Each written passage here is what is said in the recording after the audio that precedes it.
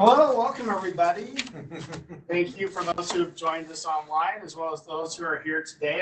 My name is Robert Palmer. I work here at the Utah State Board of Education. And this is my colleague Camille Sheik from the Utah State Board of Education as well. We are doing our Program Quality Enhancement Grant pre-proposal bidders meeting today. The letter of intent due date is February 12th at 5 p.m.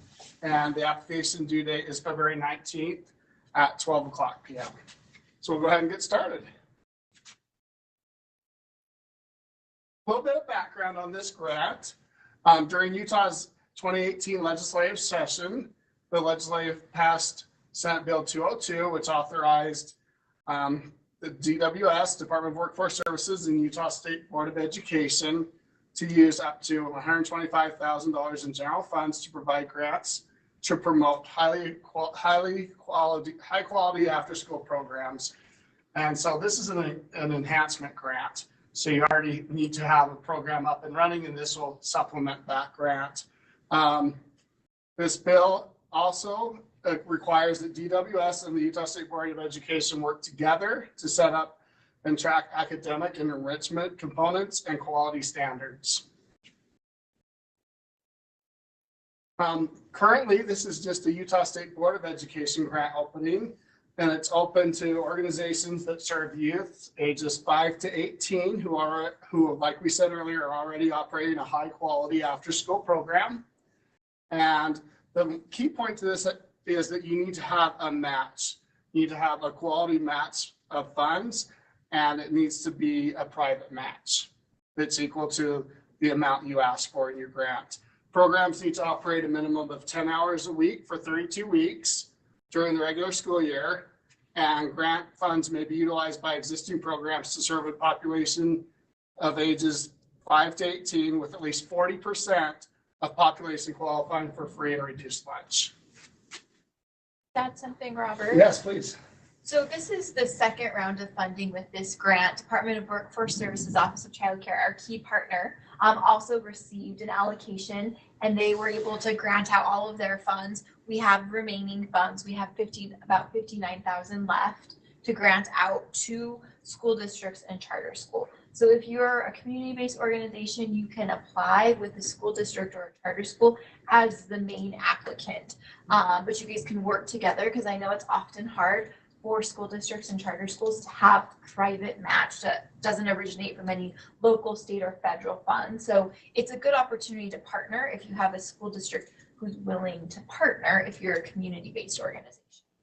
Awesome, thank you, Camille. The PQE grant RFGA, the funding is $15,625 per site. Like we talked about, there's a certified match that's required. The grant period is going to be January 1st through June 30th. And once again, that qualifying cash match needs to match up with whatever you request from the grant award. The expected outcomes, overall quality of the grant will increase as measured by the SAPQA or the YPQA. If the program's baseline score is at a 4 or higher, it'll be maintained. Scores will be determined by an external observation by DWS or its designated representative. Academic improvement, at least 51% of youth will demonstrate academic improvement. And prevention and education components, at least 51% of youth will demonstrate increased knowledge around prevention and education components selected in grantee's application as measured by pre and post tests. And professional development, the professional development opportunities for after school professionals will be expanded to include 20 hours of training for frontline staff and an additional 5 hours of specialized managerial or supervisory targeted training for site coordinators.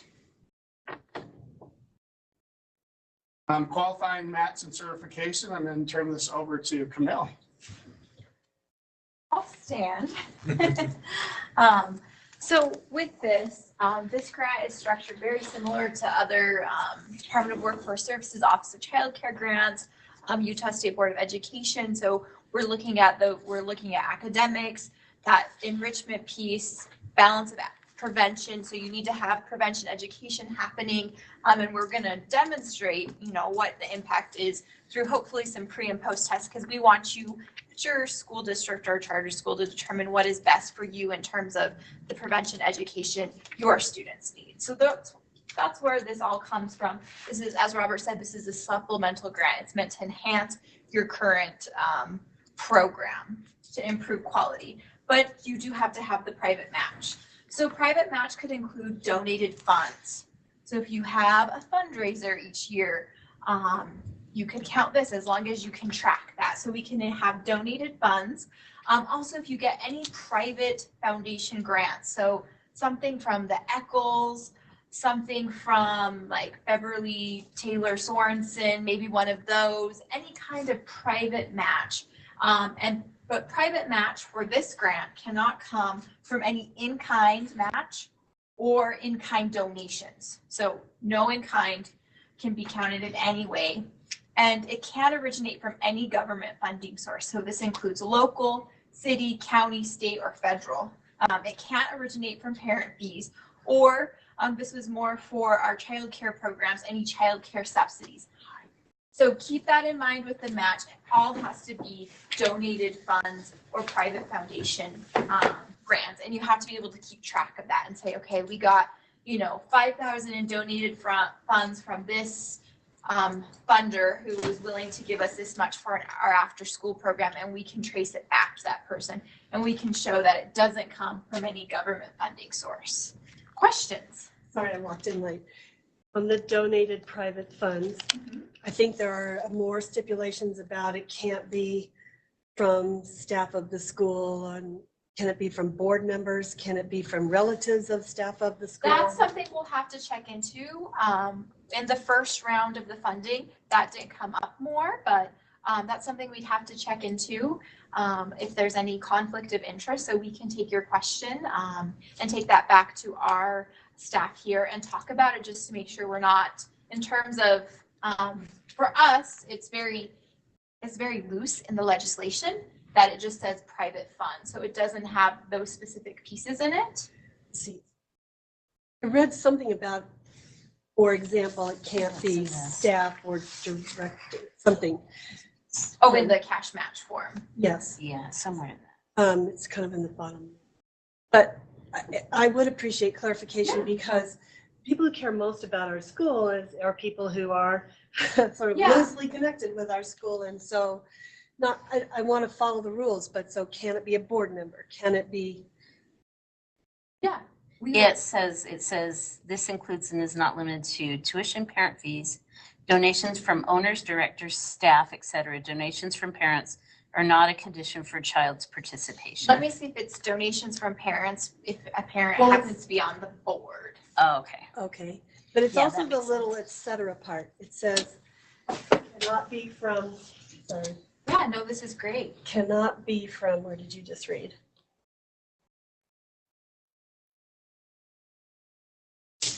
Let me find it again. That's the line I was thinking of. It's the pressure of being in here. I know. No windows. It's number two. It's Okay, the second. it's the second bullet point on here. This includes and is not limited to donations from owners, directors, staff, etc. I think they're referring to smaller donations, but we like a staff member contributes $20 to your annual Love Utah, Give Utah. So I think it's referring to smaller donations, but So we can't claim any of that. you could claim some donations from Love Utah, Give Utah, as long as you say we're using this chunk of donations, and that's just an example. It doesn't have to be from that. We're using this chunk of donations, and there's, you've reviewed them, and it doesn't come from staff directly working with the after-school program. Or, Okay, but it also says owners and directors. so I think this is, we modeled this after one that is for childcare centers as well. So I think that's what that verbiage is referring to, but we can clarify that. In the charter school, you have a director. Yes. Um, So you don't have owners, but you have board members. but it could be, I don't anticipate that all the match would come from your private donation. But what if it could? But let's talk So we about need to- that. okay. Yeah, we need to clarify that. Well, thank you so much. But yeah, that's a great question. So Thank we're you gonna for that. clarify Yes. the match and send out some emails regarding that. Any other questions about the match? Does anyone have an idea of some of the match they would use? Camille, can you hear me? Yes. So this is Melinda, and I had a different question, not to the match, but what Robert presented first. May I ask it now, or do you want me to wait? Yeah, let's ask it now. Okay, so the stipulation is that the enhancement of the program was for 10 weeks, 32 weeks. However, there's not that amount of school from January 1st to June 30th. We're counting from the start of the school year. So as long as your school year program runs at least 32 weeks and 10 hours per week each week. Okay, so then my second question is, this serves ages 5 to 18. So we have an elementary and a secondary program currently serving students through the age of 13. Can we add on to the ages? Can we move this to maybe entice the high school to join us in our after-school program? Or does that have to be something already functioning? Yeah, it already has to be functioning. So in your case, you could apply for up to 2 awards. You could apply for the elementary school and the middle school because they're 2 separate programs. But then you'd have to come up with 2 separate matches. Oh, okay. So it is divided still, even though it says it serves ages 5 through 18. Yeah. So that It's just still means we can serve both age groups, but I would prefer, since this is supporting each program, after school program, the elementary program is going to be different from the middle school program. Right, in most aspects it is. We just have some carryover programming like Girls on the Run and things like that that serve, kids in both elementary and middle school. Yeah, this is really a supplement to the after-school program, so I would consider the elementary a separate program and the middle school a separate program, even if you do have some crossover across clubs between the 2 age groups. Do different applications. Yeah, Okay. great question. Thank you for clarification. Of course. And so we had a question on what could be included as match from Sonia from City Academy. Was clarifying. Yes. Things like, so it's non-state, any kind of public funds we're getting don't count as matches. STEM Action Center money. So STEM Action none of would that. count if it originates from any state, any Yeah, anything government. like that. So it all has to be private money. Also do private money if your school happens to have like a partner as a nonprofit that helps you with your programming and they receive money for after school. That's private, so that's donated funds, that's private foundation grants, and that somehow supports the after school program that could be used. So that's what we mean by private.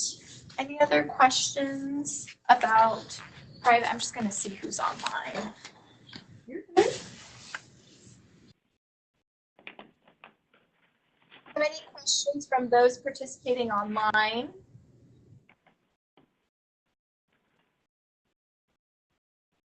Yeah, so as you're going through, let me know what questions will come up about private match, and we can try to figure it out.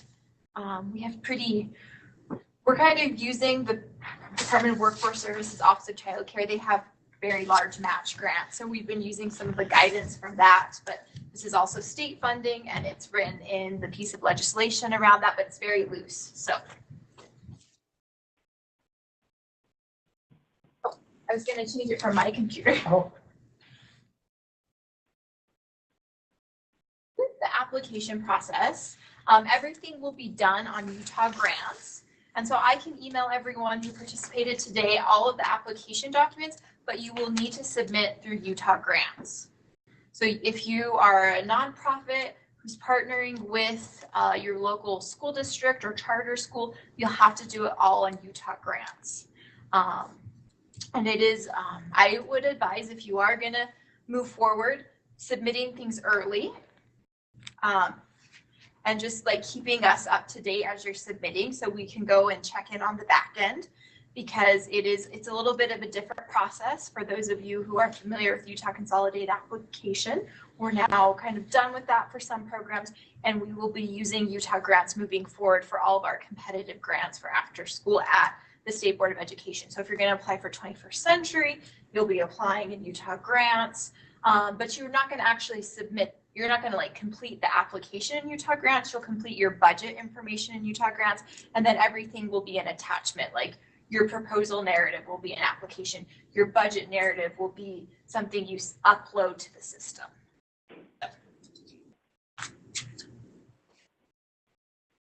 So the competitive priority points, we do ask for some documentation for some of these.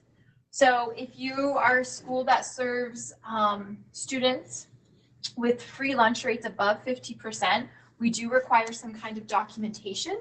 This can be a letter from the principal at the school or charter school.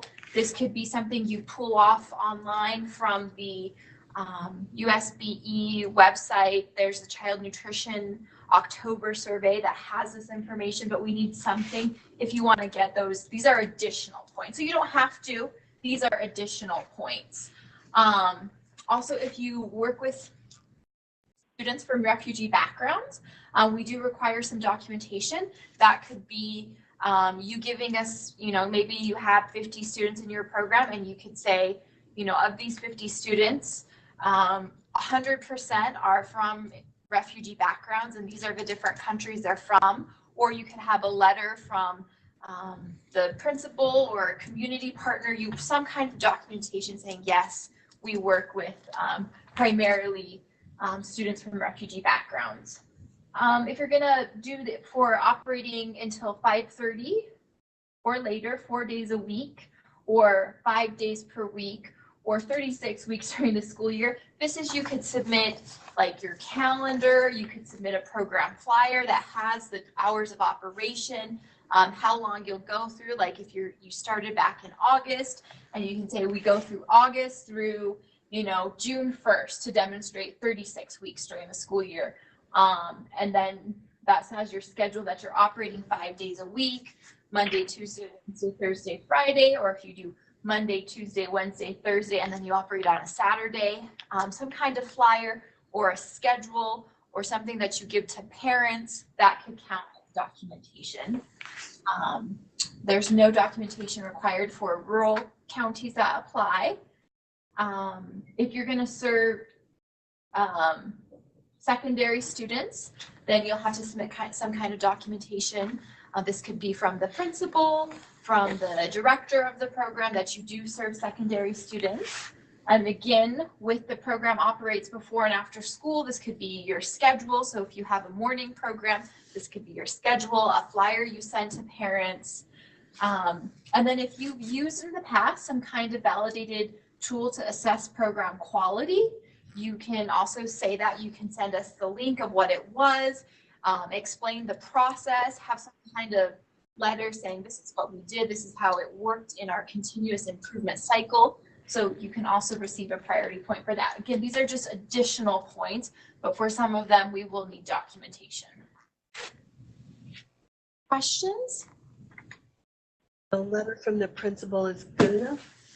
For some of those, like you said, free lunch rate and yes, ages of kids. yes, we've been flexible with that.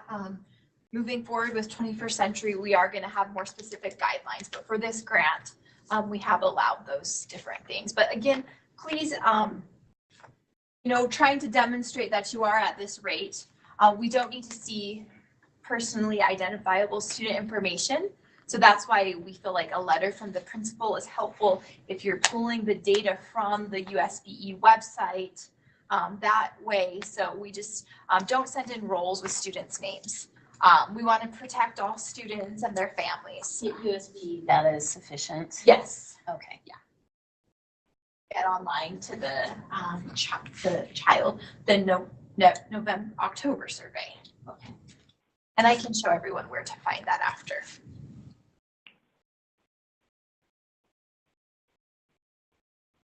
As Robert said, letter of intent is due. We need to have the letter of intent in and even if you're not going to apply, please send it in.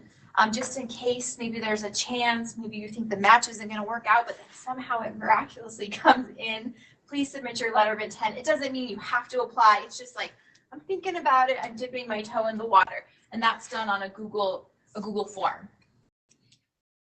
And then all the application submissions are due.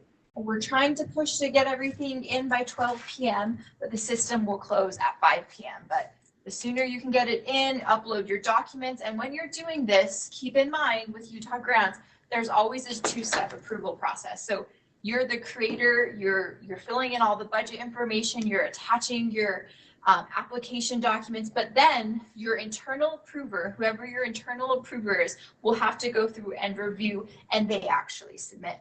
So maybe figure out who that is right now and work out a schedule, because it's usually the business administrator. And maybe at the exact time the grant is due, they're going to go to Hawaii and they won't have internet access. This always happens when grants are due, so try to get to them sooner rather than later and say, can you review and click the button so we can get it submitted? And again, just keep us updated as you're submitting things or you're going through the process. We're learning the system too. That's the due date. We hope it will be a pretty quick review. We still have to have all of the applications reviewed. We have a group of reviewers. We don't review them. We have an external group of reviewers who have experience with after-school programs. They'll use the rubric, they'll score, and then your effective date will be January 1st. So you can't submit more than 2 applications. So 2 applications per school district or charter school. And with those, you must have the match for both. So if you want to apply for, let's say, Mountain View Elementary and Glendale Middle, you'll need to have, so you're going to apply for $14,000 for Mountain View, you'll need to have $14,000 in private match. And then Glendale, you want to apply for $10,000, you'll still need to have $10,000 in private match. So just keep that in mind. You need to complete everything in the PDF form fill or Excel format. That just is helpful for us. If you're having problems filling that out, the PDF form fill or the Excel, let me know. We would prefer you do it in the original format and not scan things. I know sometimes it gets crazy and you have to scan, but we would like it in the original format submitted in Utah grants. So along with the application documents, you'll do a gap analysis. So really, like, what gap is this quality money going to fill? Is it going to be to add another half-time staff? Is it going to be to buy curriculum? Whatever it's going to be, we'll have a gap analysis. When it comes to, depending on how many applicants we have, we do have $59,000 remaining. We might have to give partial awards, so you might not get your full amount, depending on how, because we'll go based on the scores, your overall scores according to the rubric. That's why it's very important to submit you are going to use any of those priority points to submit your documentation. Because if we don't have your documentation, the reviewers don't have that, then they won't count it as you getting those additional points. And then moving forward, we'll need a sustainability plan and how you're going to make sure you're maintaining quality beyond the grant period. That's something overall with a lot of our after school grants we're moving towards. How are you going to sustain? What's that plan for sustainability? As I mentioned, you need to submit everything in Utah grants. If you don't have a Utah grants login, we can talk to you about getting one of those. The key point of contact for your charter school or school district can add users. So if you want to be added as a user, you can contact your key point of contact. If you're not sure who that is, you can email me and I can look in the system and let you know, you need to contact Robert Peterson. He's your business administrator and he's your key point of contact. So it's important to remember that the first person who starts, who initiates the application, they become the creator. And so no one else can edit that application. So like Sonia, if you're working with your staff and you initiate the application, you're the one who starts it, you have to finish it and submit it to your internal approver. That's how it works. You can't change, like, so your other staff wouldn't be able to see that. And you're the one who will need to submit that to the internal approver. So make sure whoever the creator is the person it needs to be. So you guys can all edit as needed. You have a question?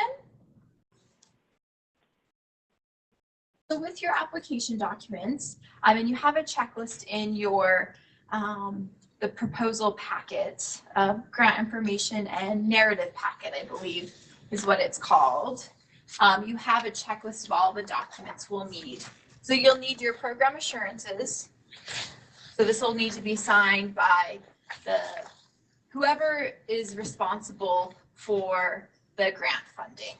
So they'll need to sign the program assurances. You'll need to do the proposal narrative, so the actual application questions, what your plan is, what your proposal is, your cash match certification, then the budget narrative form, and then the gap analysis. And then on top of that, we'll need a collaboration letter from one of your partners, any competitive priority point documentation that you have, and we can accept this in whatever format it comes, scanned, PDF, Word, building administrator letter. So we know that, yes, this school site is okay with us using this after school space during this period of time. And then your program advertisement or flyer, which could also work for some of your competitive priority point documentation.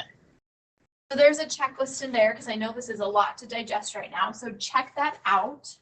And that's everything that will need to be uploaded into Utah Grants, along with your preliminary budget line items, which should match your budget narrative form.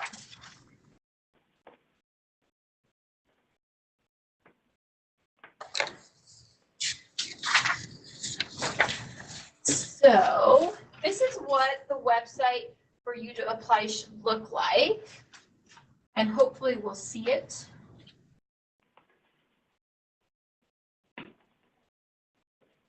So this is the login, your login, you're the front facing login for Utah Grants. Have this program up, the Program Quality Enhancement Grant. So this is where you can find that information and check out that opportunity for this grant program. Let me also show you where you can find the data for the Child Nutrition October survey.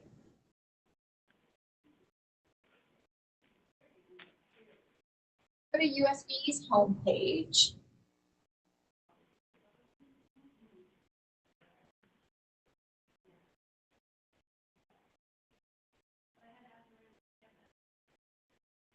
So USBE homepage, students and families, and then the child nutrition program.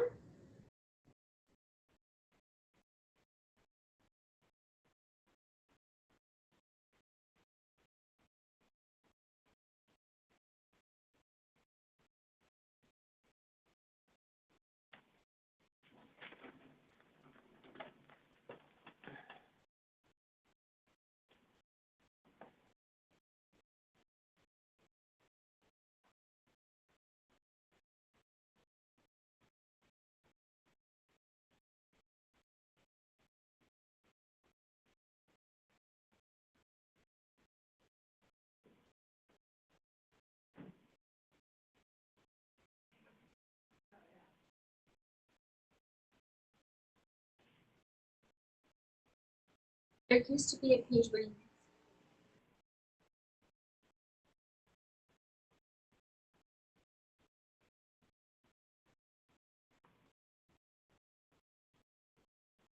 find the link because it's the October survey. So that's a good source of data you can use to demonstrate both the minimum requirement is 40%, and then to get that additional point, it is 50%. So I'll send out that link. It looks like they've moved their website around a little bit, but I will get everyone that link. Robert's going to talk about academic evaluation. Thanks, Camille. So there is an academic evaluation piece to this grant. Grant applications will be evaluated and awarded on a competitive basis. Each site must have its own application. Applicants must be available for presentation upon request. And successful grant applications will be open to public inspection under the guidelines of the Government Records Access and Management Act, also referred to as GRAMA. And the evaluation score sheet, which is page 30 through 45 in the RFGA, there's 168 points possible. Programs scoring below 100 points may not be considered. And you can find the totals in the rubric, and we'll email that out. But you do need to score at the minimum. You have to have that many points, at least 100 points. If that doesn't happen, then we still have funding available, we will contact you and see if you would be willing to come in and based on the review committee's feedback, do a presentation to fill in maybe some of the potential gaps that the review committee saw. Like, I'm not sure that they have an evidence-based curriculum, so that would be something you would present on. No, we're planning to use this, and so that would be the process if you don't meet that 100% threshold and we still have funding. Great, thanks, Camille. The attachments that you have in your email were your program assurances, which is the PDF form fill, the proposal narrative and cast match certification, budget narrative form, which is an Excel document, the gap analysis, another Excel document, the collaboration letter, competitive priority point documentation, the building administrator letter, and program advertisement or flyer. Those are all the attachments we will need. All right, Robert, Yes. I'm sorry. No, Can I please. just add something? So with this grant, we're required, the Utah State Board of Education in partnership with Department of Workforce Services, Office of Child Care, we must evaluate the academic impact and the quality improvement of grantees. So it's a very small group, and we are going to model, I don't know, those of you who participated in other evaluations, different grants like Teen After School Prevention, the Department of Workforce Services, the Intergenerational Poverty After School Grant. So we're going to use a similar model for trying to see if there's any connection between increased participation in after school programs and growth on DIBELS for elementary, now the RISE state assessment. So that's what we're trying to do. So you'll need to collect participation data around that. And then you'd submit it to us. So it's important that if you don't have in your programs right now parental disclosure around collecting that information, if you are going to apply, that would be something we would need, is to make sure parents understand and either opt in or opt out of, having that data collected, so we can try to measure both the academic impact. Then we'll also rely on you guys internally for your prevention education, like, increase in knowledge depending on what your prevention education components are. If they're college and career readiness, do you have an internal questionnaire that you do with students for whatever activity you're doing around college and career readiness? So we're going to be doing that. Then we'll partner with Utah After School Network. They are our technical assistance provider, but they've also started doing observations. So we're using the program quality assessment tool. It's a name very similar to this grant to measure that quality improvement, because it's an external observer coming in. They're going to visit your program and stay for an activity, and then they go through a scoring process. So that's what we're going to be having to measure quality. Something you want to hear us writing into our grant, that we're going to collect this data and all that, or is that something that if we get the grant, then we will be told to? It would be something you'll want to start writing in there. I think there's a question around how are you going to make sure you're collecting the expected participation data? How are you, already meeting quality standards? What are some things you're already doing? So yes, it'd be something we'd like to see in the application. And if you anticipate that you're going to have issues, if you're a nonprofit applying with a school district or charter school, let us know.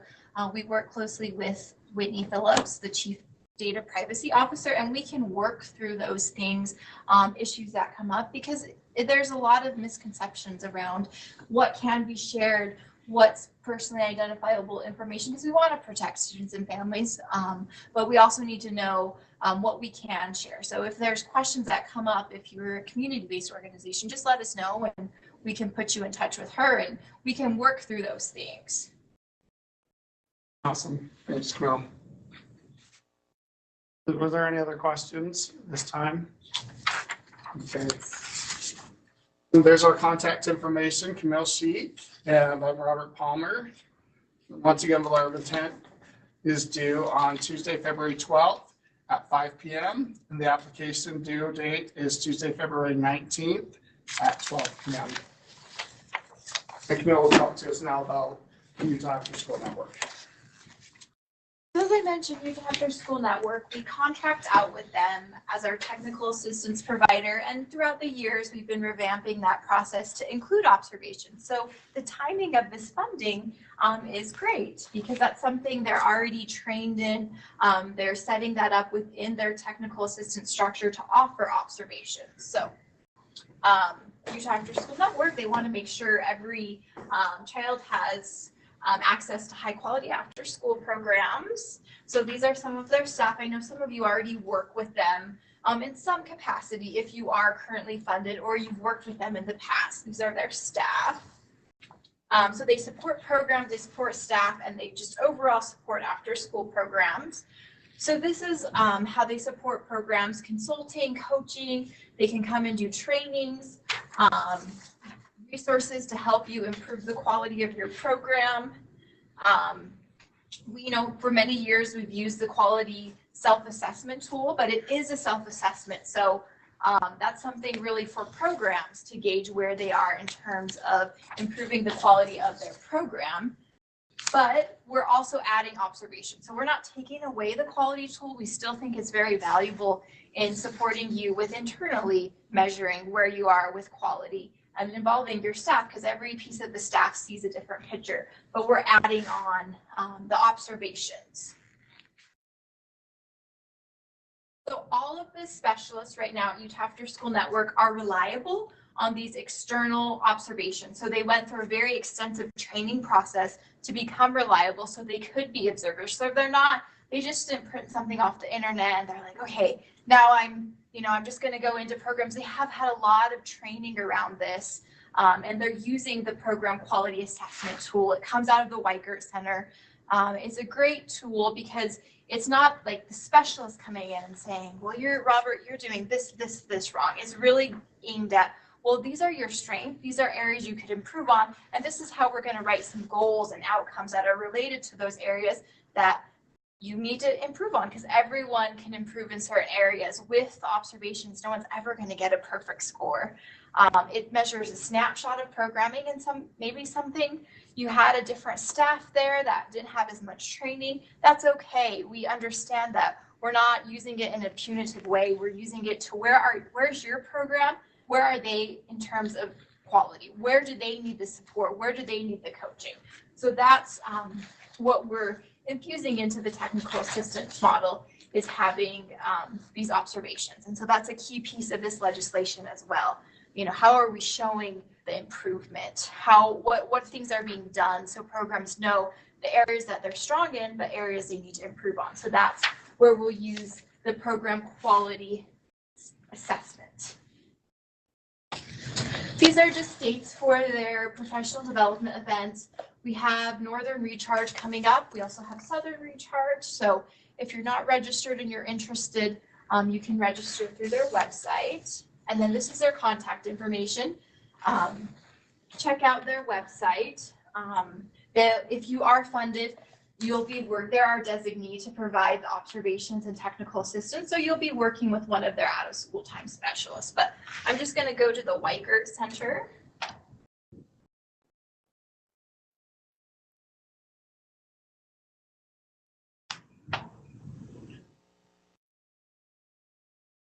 But this is where the program quality assessment tool comes from.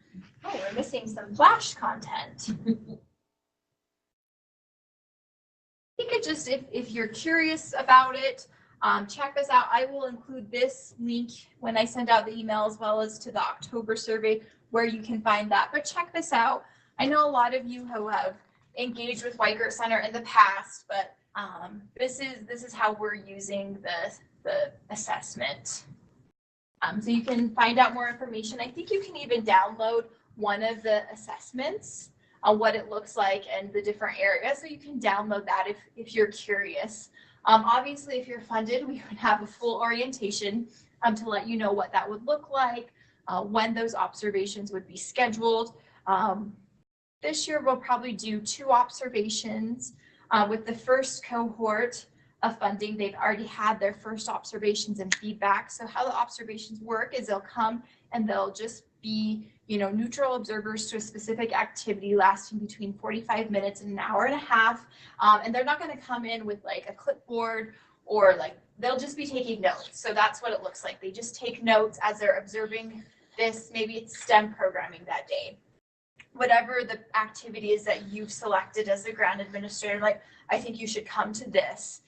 So they'll check in with the staff, they'll take notes, then they'll take their notes, and then that's when they'll score their observation. So they'll use their notes as evidence for what they've seen to come up with your score. And so based on that, then they'll work with you to develop goals about maybe there's some areas that you're not as strong in, so they'll work with you to develop some goals around that. But we're really focusing on, it's not about the score, it's about improving those practices. What did we see in the program, and what is strong, but what needs to be improved? So they're going to focus on practices. It's not going to be, well, you have to get this score each time. It's going to be around those practices. That's what we're really trying to emphasize with observations, because it can make staff feel really vulnerable. Like, oh, someone's coming from this office, I haven't really seen them. It's hard to let people into your program. So that's why we want to build a relationship with your staff and let them know this is not going to be used in a punitive way. It's really to help them with the program. And, it's not about the scores, it's about the practices, so that we can better serve the youth. We have different grants that are using this observation. Do you try to combine those into one observation? Great question, Deb. Yeah, so if you're already receiving funding from another Department of Workforce Services, Office of Child Care, or USBE grant, and you've already gone through this, having the observation, the program quality assessment observation, we would align there and we would fit that in there. So you're not doing 3 or 4 observations. We really try to align, and we understand that coming in can be somewhat disruptive, like kids, who are you? Why are you here? Are you going to come and hang out with me? So it can be kind of hard, but we try not to be disruptive. Any other questions?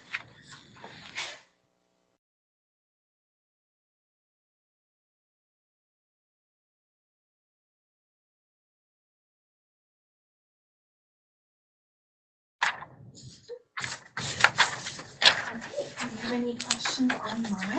No online questions. Great. Thank you. Do you mean any other general? Yeah, if you have any questions, now is the Q&A period. And I feel like I read it, but there were some priorities I thought I read that we needed to show in our program. Lifestyles, academic. I think that's a prevention education. Oh, so we picked 2 of those. Yeah, so you picked 2. So That's different than I was thinking of.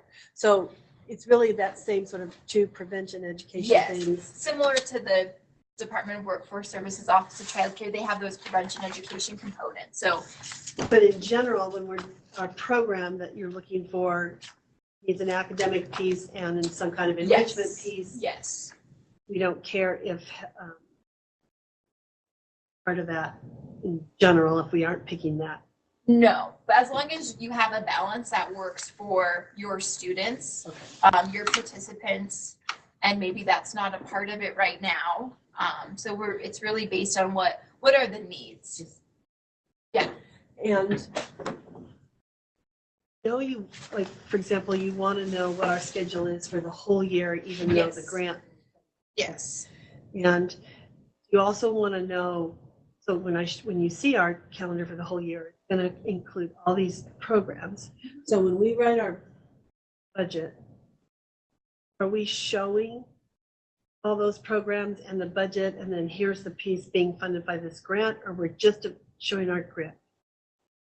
I want to talk about those other programs. So are the other programs part of the whole overall after-school program. the Like, what are we doing 5 days a week till 5:30? Yeah, so we need to see all of that, and you can talk about in your gap analysis specifically, you know, we're covered with whatever, we have these other grants to cover these parts of it, but with this grant, we used to have, you know, a prevention specialist come once a week, but we lost funding, so we have a gap. We need someone to plan, implement, teach prevention. Then the budget we submit is really just for this, whatever, and that will be based on your match. So if, let's say, you know, you only have a $10,000 private grant from the Eccles Foundation, then your budget would be $10,000. So you'd have $10,000 for your private match and $10,000 for your, it has to be a 1-to-1. and my budget is 20,000. Your overall, yes. 10 from them Yes. and 10 And from we'll- you. With this grant, it will be, and we'll get into this more during the orientation, but you'll need to like let us know when you're spending that match. You know, we spent this match now for this part of, so we can make sure then when you go to do a reimbursement in the Utah grant system, okay, they've showed that they've spent this match going to, you know.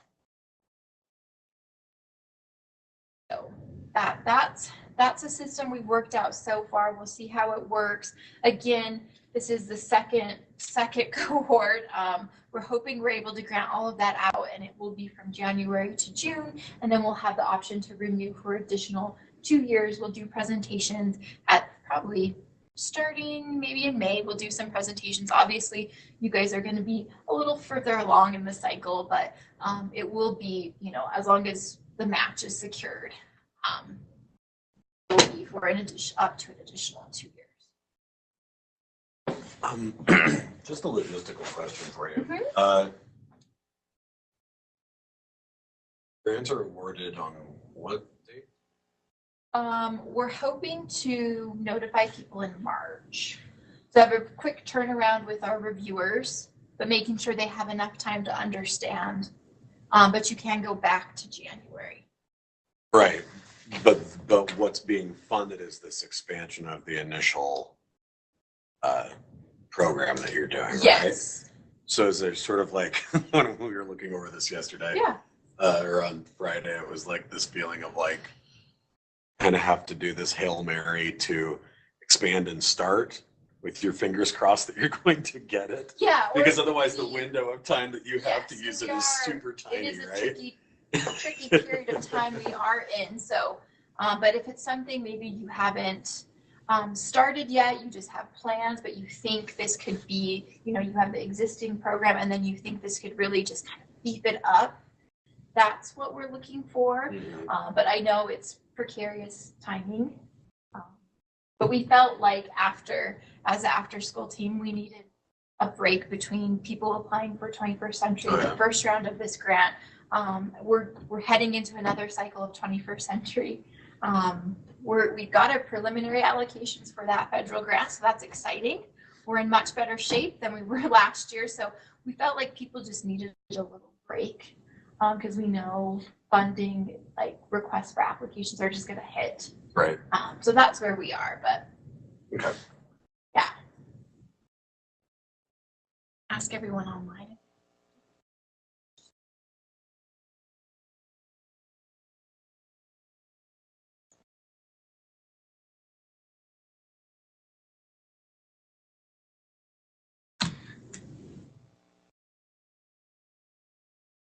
So we hope it will fit well into what you're currently doing. Bring in a different piece that maybe was funded last year, but you know, for whatever reason you don't have that fits in with some existing. That works well, but I know the private match can. Just like, you'll find out. I'm just worried I'm going to find a private match and then they're going to modify it because it. Yeah, and we can talk after more about what that private match is. call me with private match questions first. I would advise getting that private match situated first. I know we are in a quick turnaround, but if you have an idea, maybe let us know now and we can kind of like, okay, let's go through this. The other question that's always tricky for me to try to talk about is sustainability.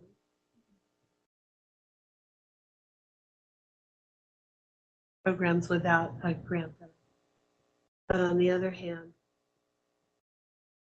I need to, like, really want to hear from us.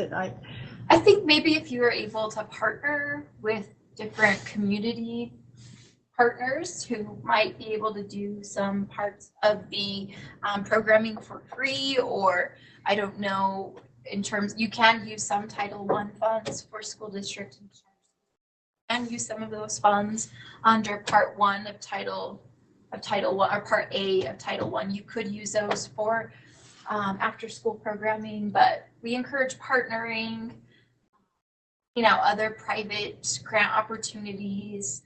Some programs, which I know it's hard because it's a double-edged sword, is parent fees, because you might have a situation where some families can pay to access the program. They can, there are higher income families who could pay.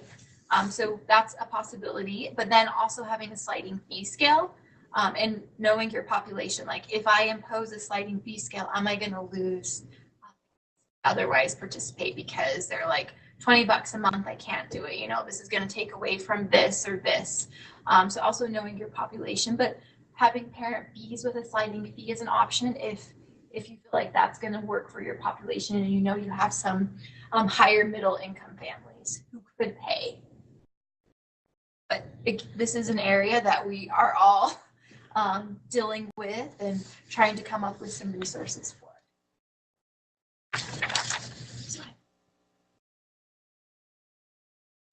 I'll just ask.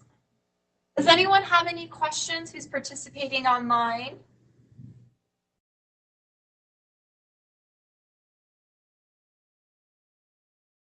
We'll end the webinar. Thank you all for coming.